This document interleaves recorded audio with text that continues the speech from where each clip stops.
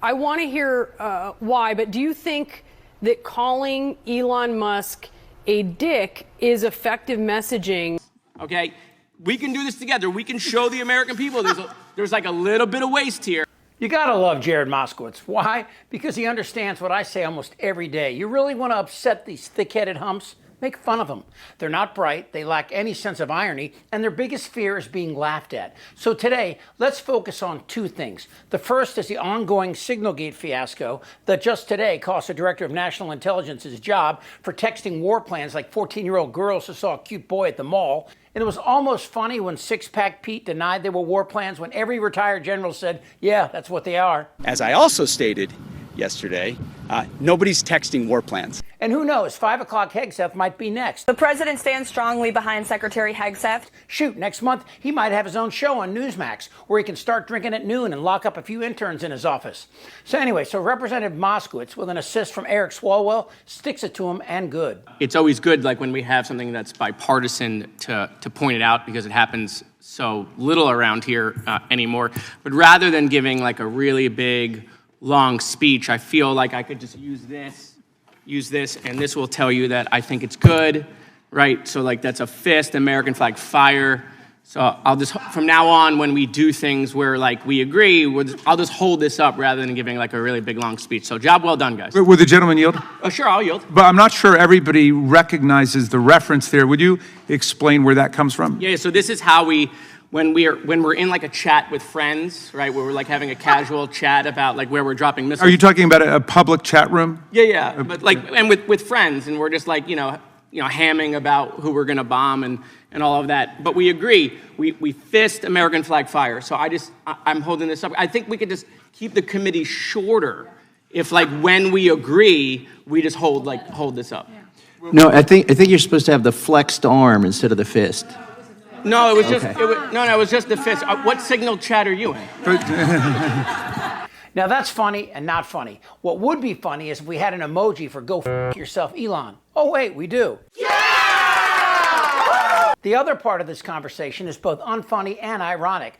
Who knows if Houthi terrorists came close to intercepting these teenage girls' little chat and killing American pilots simply because Hegseth and Waltz are dumber than a bag of hammers and paranoid that no one in the Pentagon likes or trusts them, which they definitely don't now. Have a great day. You know what? Elon Musk should be president in 2028. What do you think about that? I think that Elon Musk has no skills and no ability. Well, he's the richest man in the world, so he's got some skills, right? He cheats, he lies, he steals, and he bought a presidency. He has done nothing original other than to create things off of other people's ideas. The ironic part, these are the same humps that claim to be all about the soldiers. The next Moskowitz masterpiece involves both Elon and Doge's attacks on our bureaucracy. You know, the bureaucracy that keeps America safe. The tens of thousands of nameless bureaucrats busting their ass to make sure our infrastructure is safe, that the food you purchase is safe, that your air and water won't kill you, that your 10-year-old with leukemia will get the right treatment.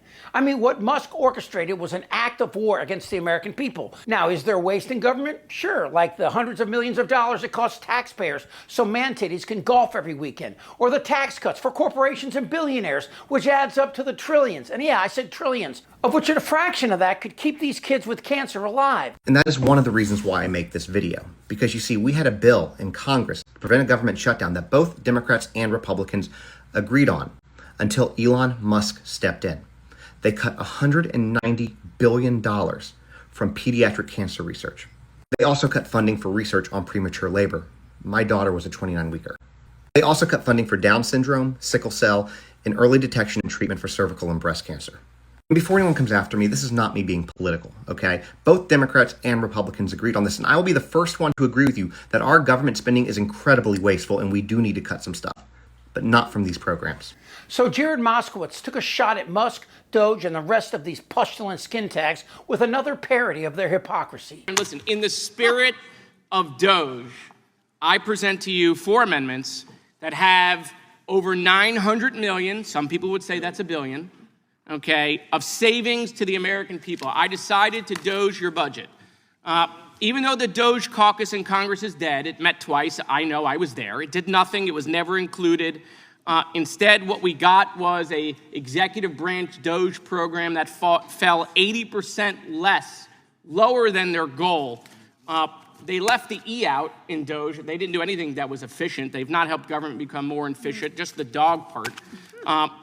And so what I did, Mr. Chairman, is I used the exact same metric that Elon Musk used. I just made it up. So let's just go with page 70, okay? On page 70, you want to put $700 million into the IT budget. I propose we make that $600 million. Save the American people $100 million. $600 million for computers, Mr. Chairman, sounds like a lot of money. My next amendment in there is on page 75. You guys want to spend $1.3 billion to hire lawyers. You guys starting a law firm? I mean, didn't Trump get like billions of dollars of like pro bono work out of all of the law firms? So what I propose, Mr. Chairman, is instead of $1.3 billion, we just spend $1 billion. How about $1 billion on lawyers? That sounds like a lot of money, $1 billion on lawyers. New cars. Homeland needs new cars. So you guys want to spend $250 million on new cars. I propose $125 million. Feel like they could probably get away with $125 million in new cars, not $250. I know cars are more expensive because of the tariffs, but at the end of the day, I feel like $125 million is a lot of money. And then this one's my favorite. I don't know if you know this, but you guys have $858 million, again, almost $1 billion, okay, of money to give out bonuses to people.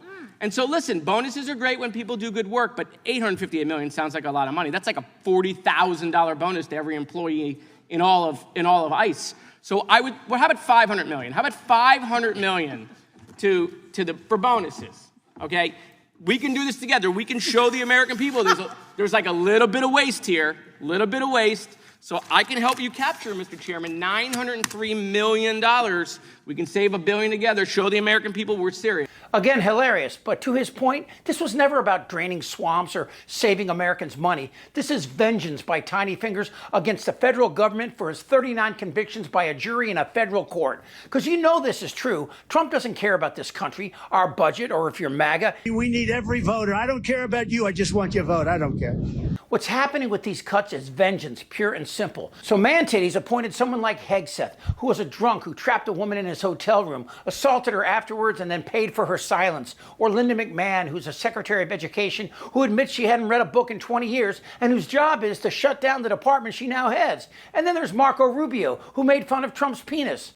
Look at those hands. Are they small hands? Then made love to it. And then, of course, the human apocalypse. A former heroin addict who sold heroin to his cousins, then they died, who is an anti-vaxxer, who believes fluoride makes your kids gay, and who claims a worm ate his brain and then died in his head. Maybe these guys were a bargain, kind of like a red light special at Cracker Barrel. Okay, we can do this together. We can show the American people there's like a little bit of waste here. Jared Moskowitz is one of those souls like Jamie Raskin or Jasmine Crockett who give me hope. If you could speak directly to Elon Musk, what would you say? Golf. Like Chaney and Kinzinger, they decided their country is worth fighting for, and they will fight to the end. But it doesn't mean it can't be fun. Ooh, I like that. It's not fair. Terrorizing our communities. Goddamn right. Are your leaders incompetent, unqualified people compromising national security? Yes, yes, yes. Eating the dogs. They had what? Bloated and fat and disgusting. I like that. We're a nation that speaks English. Look, if something like this, that thing's so ugly. I don't want to talk about this stuff. Am I wrong? Yes. Tick-tock. We're in a lot of trouble, Donnie. I think he's crazy. I'm Chip Franklin.